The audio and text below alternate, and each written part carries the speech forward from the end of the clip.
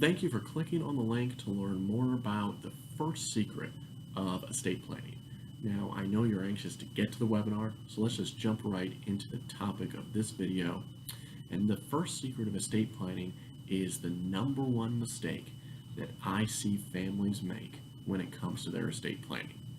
Even given how dangerous this type of mistake can be for families, I still see families making this mistake over and over again. And this is relying too heavily on those beneficiary designated accounts as well as titling your accounts jointly.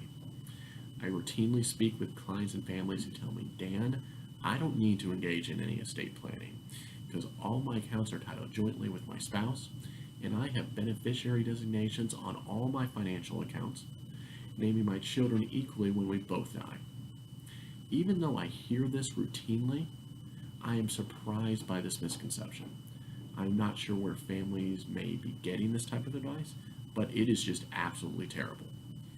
We will cover this topic in detail on the webinar, so I will not go into too much detail on this video. However, here are some of the problems that can develop when you rely on those joint accounts. First, it subjects the account to the creditor lawsuit problems of the joint owner. Second, it still might not avoid probate. Third, it creates a taxable gift. Fourth, you lose your step-up in tax basis that occurs at death. And finally, it circumvents the wishes in the will or trust, increasing the chances of estate and will contests. Now, what about beneficiary designated accounts? What are the problems with those? Well, again, it circumvents the wishes in the will or trust. It fouls up estate and gift tax planning. It may result in unintentionally disinheriting beneficiaries, and it may result in no liquid assets being available to pay for those final expenses and ongoing expenses that occur after death, such as funeral costs. However, the biggest problem with joint accounts and beneficiary designations has to do with the executor's responsibility. Now, remember, an executor of a will is a fiduciary. And I was recently representing a client who was the executor of his father's estate. And his father had several beneficiary designated accounts, naming himself, the client, and his brother as equal beneficiaries. These were non-probate assets, so the client divided the proceeds of these accounts while the probate administration was pending.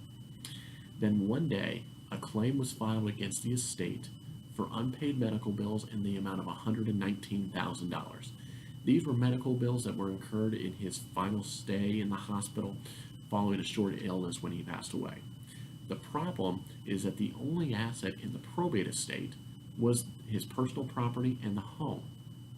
And how the client was in the process of selling the home, he needed the cash immediately to pay for this claim. And so because of that, as they say, good luck getting that money back from the other brother to help pay this claim and make sure that the estate was divided equally. This client ended up paying the $119,000 claim out of his share of those beneficiary designated accounts. And he wasn't able to get that back from the other brother, and there was really no legal avenue for him to do so. So when it comes to joint accounts and beneficiary designated accounts, be careful, make sure you get good advice, and make sure that it applies to your situation. So that's all for this first video, the first secret of great estate planning. Go ahead and click the link below to move on to video number 2, and I'll talk to you then.